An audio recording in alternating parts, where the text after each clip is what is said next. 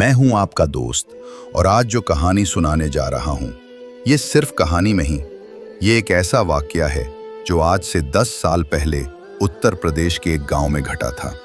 ये कहानी है एक मासूम बहू की, जिस पर उसकी सास ने इतने जुल्म ढाए कि आखिरकार उसकी जान ही ले ली। लेकिन तकदीर को कुछ और ही मंजूर था।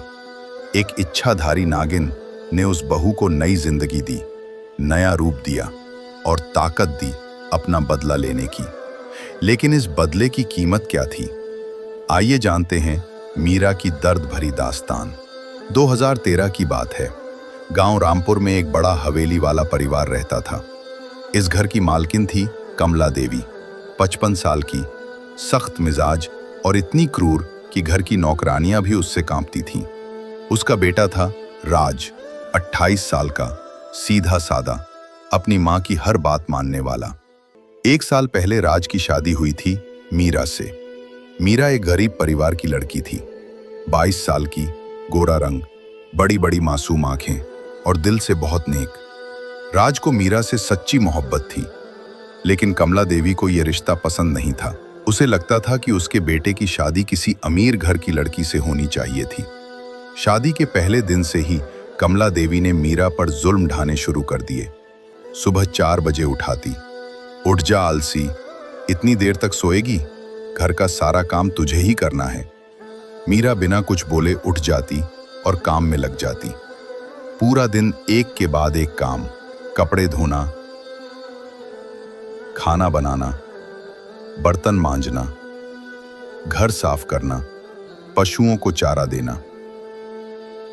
और अगर जरा सी भी गलती हो जाए तो कमला देवी की बेरहम मार। एक दिन मीरा खाना बना रही थी। राज दफ्तर से आया और खाना खाने बैठा। उसने एक निवाला मुंह में रखा और मुंह बना लिया। अम्मा, खाने में नमक कम है। कमला देवी की आंखें लाल हो गईं। वो रसोई में गईं और खाना चखा। मीरा, उसकी चीख पूरे घर में गूंजी। मीरा दौड़ती हुई आई। जी अम्मा। तूने ये क्या बनाया है? इतना फीका खाना? तुझे खाना बनाना नहीं आता क्या? अम्मा माफी, मैं अभी ठीक कर। झप! कमला देवी ने जोर से मीरा के गाल पर थप्पड़ मारा। मीरा की आंखों से आंसू बह निकले।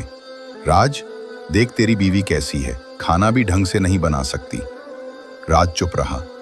उसे अपनी मां से डर लगता था। मीरा रोती हुई रसोई में चली गई। रात को जब राज और मीरा अपने कमरे में अकेले हुए तो मीरा ने राज से कहा, राज, अम्मा मुझ पर बहुत जुल्म करती हैं। मैं कोशिश करती हूं सब काम सही से करने की, लेकिन मीरा प्लीज। राज ने उसे टोका। अम्मा बूढ़ी हो रही हैं, उनका मिजाज थोड़ा तीखा है, तुम बर्दाश्त करो, धीरे धीरे सब ठीक हो जाएगा। मीरा ने सिर झुका लिया।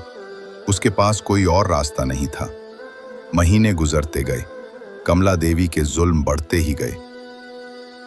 कभी खाना ठीक नहीं, कभी कपड़े ठीक से नहीं धुले, कभी घर साफ नहीं। हर बात पर मार, गालियां, ताने। तेरी मां ने तुझे कुछ सिखाया नहीं? गरीबों की औलाद बस गरीब ही रहती है। मेरे बेटे की किस्मत फूटी थी जो तुझसे शादी हो गई। मीरा सब कुछ सहती रही। उसकी आंखों में अब वो चमक नहीं रही थी। वो एक मुरझाए हुए फूल की तरह हो गई थी। वो खौफनाक रात, 1 साल बाद की बात है। गर्मी का मौसम था। एक दिन दोपहर में मीरा पानी का घड़ा भर रही थी। तभी वो घड़ा उसके हाथ से फिसल कर गिर गया और टूट गया। ये कोई आम घड़ा नहीं था। ये कमला देवी की मां का दिया हुआ था। घड़े की आवाज सुनकर कमला देवी बाहर आईं। जब उन्होंने टूटा हुआ घड़ा देखा तो उनकी आंखों में आग लग गई। तूने मेरी अम्मा का घड़ा तोड़ दिया? उसकी आवाज में ऐसी क्रूरता थी कि मीरा की रूह कांप गई। अम्मा माफी, ललती से हाथ से। माफी? माफी कह रही है तू? कमला देवी ने पास पड़ी लाठी उठा ली और फिर शुरू हुआ वो कहर। कमला देवी ने मीरा को इतना मारा कि मीरा जमीन पर गिर गई। लेकिन कमला देवी नहीं रुकी। वह मारती रही। अम्मा, छोड़ दीजिए, मैं मर जाऊंगी। मीरा की आवाज कमजोर पड़ती जा रही थी। मर जा, तुझ जैसी बहू से अच्छा है मेरे घर में कोई भी नहीं। तभी राज दफ्तर से आ गया। उसने देखा कि उसकी मां मीरा को बेरहमी से मार रही है और मीरा जमीन पर बेहोश पड़ी है। अम्मा, ये क्या कर रही हैं आप? राज ने मां को रोकने की कोशिश की। हट जा बेटा, इस नालायक ने मेरी अम्मा का घड़ा तोड़ दिया। राज ने मीरा को उठाया। वह सांस नहीं ले रही थी, उसका चेहरा नीला पड़ चुका था। अम्मा, मीरा की सांस नहीं चल रही। राज की आवाज में दहशत थी। कमला देवी ने मीरा की नब्ज देखी। वह मर चुकी थी, लेकिन कमला देवी की आंखों में पछतावा नहीं, डर था, अपने पकड़े जाने का डर। बेटा, कमला देवी ने राज से कहा, तू घबराना मत, हम इसे जंगल में फेंक देते हैं और सबको कह देंगे कि यह किसी लौंडे के साथ भाग गई। क्या? अम्मा, आप क्या कह रही हैं? राज हैरान था। तू चुप रह, अगर पुलिस को पता चला तो मैं जेल जाऊंगी और तेरा भी नाम खराब होगा। हमें यह करना होगा। राज कमजोर था, अपनी मां से डरता था। उसने मां की बात मान ली। उस रात अंधेरे में दोनों ने मीरा की लाश को एक बोरी में बंद किया और जंगल की तरफ निकल पड़े। जंगल के बीचों बीच एक पुराना कुआं था। उन्होंने मीरा की लाश को वहां फेंक दिया। अगले दिन कमला देवी ने पूरे गांव में अफवाह फैला दी कि मीरा एक लौंडे के साथ भाग गई है। पूरा गांव मीरा की बदनामी से गूंज उठा। मीरा के गरीब माँ बाप रो रो कर बेहाल हो गए, लेकिन किसी ने उनकी नहीं सुनी। उसी रात जंगल में एक इच्छाधारी नागिन रहती थी। उसका नाम था नागेश्वरी। वह 500 साल पुरानी नागिन थी, बहुत शक्तिशाली। उस रात पूर्णिमा थी। नागेश्वरी अपने नाग रूप में जंगल में घूम रही थी। तभी उसे कुएं से एक मासूम आत्मा की आवाज सुनाई दी, बचाओ, मुझे इंसाफ चाहिए, मैं बेकसूर हूं। नागेश्वरी कुएं के पास गई। उसने अपनी जादुई शक्तियों से देखा। कुएं में मीरा की लाश पड़ी थी, लेकिन उसकी आत्मा अभी भी शरीर में थी, इंसाफ की गुहार लगा रही थी। नागेश्वरी को मीरा पर दया आ गई। उसने अपनी शक्तियों से पूरी कहानी जान ली। कैसे कमला देवी ने मीरा पर जुल्म किए, कैसे उसे मार डाला, कैसे उसकी बदनामी की। यह अन्याय है, नागेश्वरी ने कहा। इस मासूम को इंसाफ मिलना चाहिए। नागेश्वरी ने अपनी नागमणि निकाली। यह एक अद्भुत रत्न था जिसमें अपार शक्ति थी। उसने मंत्र पढ़े और नागमणि को मीरा के माथे पर रखा। अचानक मीरा के शरीर में जान आने लगी। उसकी आंखें खुल गईं। वह हाँफते हुए उठ बैठी। मैं कहाँ हूं? मीरा ने देखा कि वह कुएं में है और सामने एक विशाल नागिन है। डरो मत बेटी, नागेश्वरी ने मानवीय आवाज में कहा। मैं नागेश्वरी हूं, मैंने तुम्हें दोबारा जिंदगी दी है। मीरा को सब कुछ याद आ गया, कमला देवी की मार, उसकी मौत, सब कुछ। लेकिन मैं तो मर गई थी। हाँ, लेकिन तुम्हारी आत्मा इंसाफ मांग रही थी। मैं तुम्हें एक मौका देना चाहती हूँ। तुम्हारे सामने 2 रास्ते हैं, या तो शांति से मर जाओ या फिर अपना बदला लो। मीरा की आंखों में आग जल उठी। मुझे बदला चाहिए। उस औरत ने मुझ पर जो जुल्म किए, मेरी जो बदनामी की, उसे सजा मिलनी चाहिए। ठीक है, नागेश्वरी ने कहा, मैं तुम्हें अपार शक्तियां दूंगी, तुम्हें एक नया रूप दूंगी ताकि कोई तुम्हें पहचान न सके, और तुम्हें इच्छाधारी नागिन बनाऊंगी। तुम इंसान और नाग दोनों रूप ले सकोगी। नागेश्वरी ने फिर मंत्र पढ़े। मीरा के चारों ओर हरी रोशनी घूमने लगी। धीरे धीरे मीरा का रूप बदलने लगा। उसका चेहरा और भी खूबसूरत हो गया। उसकी आंखें हरे रंग की हो गईं, उसके बाल लंबे और घने हो गए, और सबसे बड़ी बात, उसके अंदर अपार शक्ति आ गई। अब तुम मनमायान हो, नागेश्वरी ने कहा। इस नाम से अपना बदला लो, लेकिन याद रखो, जब तक तुम अपना बदला पूरा नहीं कर लोगी, तुम इंसानी दुनिया में रह सकती हो। बदला पूरा होते ही तुम हमेशा के लिए नागलोक में चली जाओगी। नागेश्वरी ने यह नहीं बताया कि बदला पूरा करने के बाद माया हमेशा के लिए नागिन बन जाएगी और इंसान नहीं बन पाएगी। माया ने नागेश्वरी के पैर सौ छुए। मैं आपकी हमेशा शुक्रगुजार रहूंगी।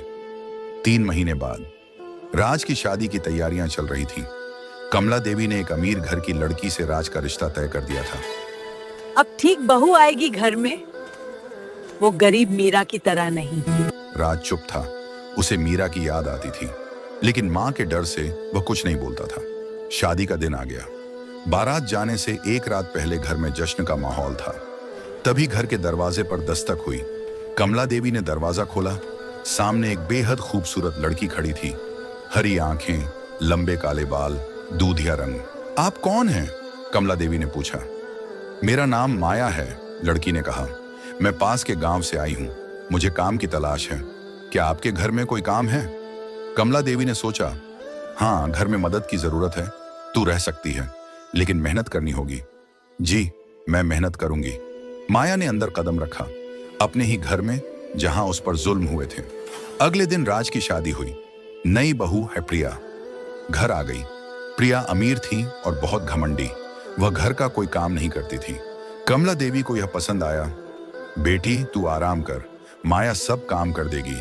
माया चुपचाप सब काम करती, लेकिन अंदर ही अंदर अपनी योजना बना रही थी। धीरे धीरे माया ने कमला देवी का विश्वास जीतना शुरू किया। वह इतनी मेहनती थी, इतनी समझदार थी कि कमला देवी उस पर भरोसा करने लगी। एक दिन माया ने कमला देवी से कहा, अम्मा, मुझे जादू टोना आता है। अगर आप चाहें तो मैं घर में बरकत के लिए पूजा कर सकती हूँ। कमला देवी खुश हो गई। हाँ बेटी, जरूर कर। उस रात माया ने घर में एक विशेष पूजा की, लेकिन यह कोई बरकत की पूजा नहीं थी। यह एक श्राप था। धीरे धीरे घर में अजीब चीजें होने लगीं।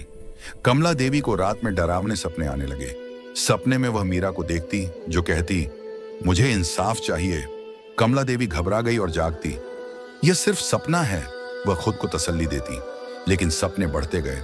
अब मीरा रोज रात को आती। कमला देवी की नींद उड़ गई। एक दिन कमला देवी घर में अकेली थी। तभी उन्हें रसोई से आवाज आई।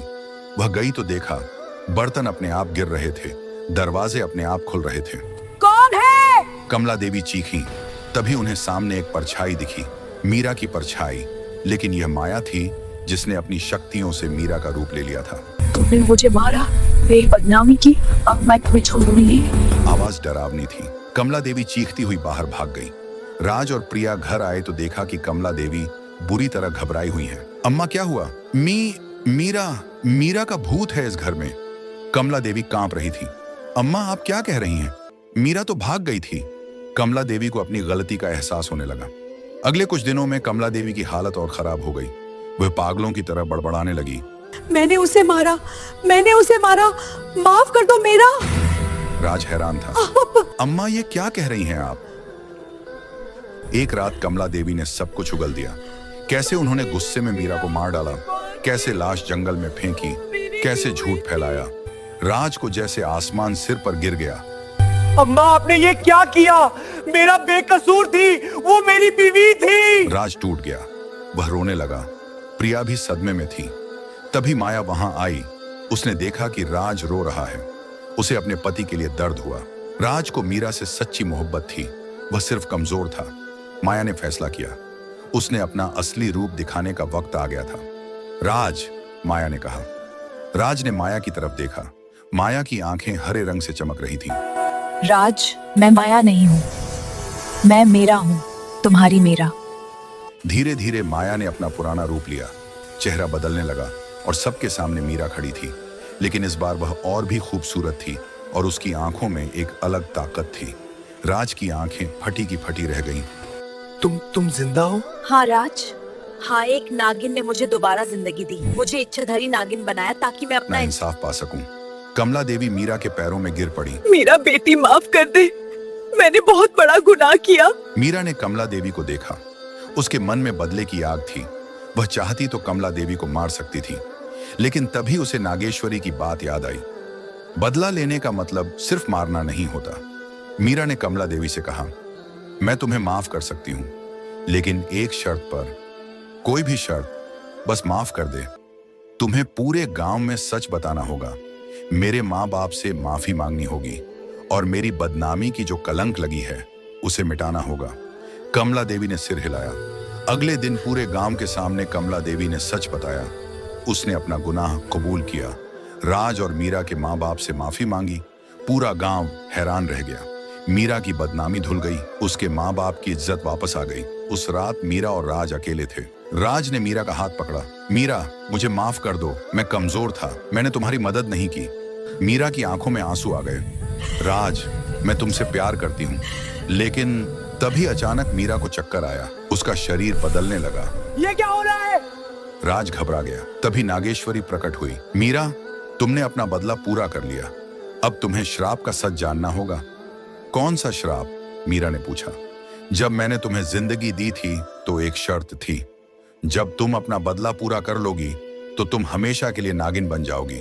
तुम इंसानी रूप नहीं ले पाओगी, तुम्हें नाग लोक में रहना होगा। मीरा और राज दोनों के होश उड़ गए। नहीं, नहीं, मैं मीरा को नहीं खो सकता। प्लीज कोई रास्ता होगा। नागेश्वरी ने कहा, एक रास्ता है। अगर कोई इंसान सच्चे दिल से नागलोक में रहने के लिए तैयार हो तो श्राप टूट सकता है। मीरा इंसान बन सकती है। राज ने एक पल भी नहीं सोचा। मैं तैयार हूं, मैं नागलोक में रहूंगा, बस मीरा को इंसान रहने दो। लेकिन राज, तुम्हें अपना परिवार, अपनी जिंदगी छोड़नी पड़ी। मेरी जिंदगी तुम हो मेरा, तुम्हारे बिना सब बेकार है। नागेश्वरी मुस्कुराई। यही तो सच्चा प्यार है। लेकिन मैं तुम दोनों को परखना चाहती थी। उन्होंने अपनी नागमणि निकाली। तुम दोनों ने सच्चे प्यार की परीक्षा पास कर ली। मीरा, तुम्हें श्राप से मुक्त करती हूँ। तुम इंसान बनी रहोगी, लेकिन तुम्हारे अंदर नागिन की शक्तियां रहेंगी। तुम इच्छाधारी नागिन रहोगे। और राज, तुम्हें भी मैं आशीर्वाद देती हूँ। तुम लंबी जिंदगी जियोगे मीरा के साथ। मीरा और राज ने नागेश्वरी के पैर छुए। कुछ महीनों बाद मीरा और राज ने एक नया घर बसाया। कमला देवी ने अपनी गलती मान ली थी। उसने मीरा से सच्चे दिल से माफी मांगी। मीरा ने उसे माफ कर दिया। प्रिया वापस अपने घर चली गई। राज ने उसे तलाक ले लिया। अब मीरा और राज खुशी खुशी साथ रहते थे। मीरा अब भी इच्छाधारी नागिन थी। कभी कभी पूर्णिमा की रात को वह नाग रूप लेती, लेकिन बाकी समय वह एक सामान्य इंसान थी। 1 साल बाद मीरा ने एक बेटे को जन्म दिया। कमला देवी अब एक अच्छी सास बन चुकी थी। वह मीरा से बेटी की तरह प्यार करती और इस तरह मीरा का बदला पूरा हुआ। लेकिन यह बदला खून का नहीं, इंसाफ का था।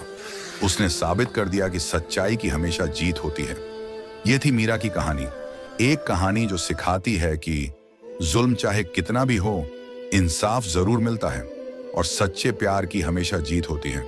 अगर यह कहानी आपको पसंद आई तो लाइक करना ना भूलें और ऐसी ही दिलचस्प कहानियों के लिए चैनल को सब्सक्राइब जरूर करें। अगली कहानी में फिर मिलेंगे।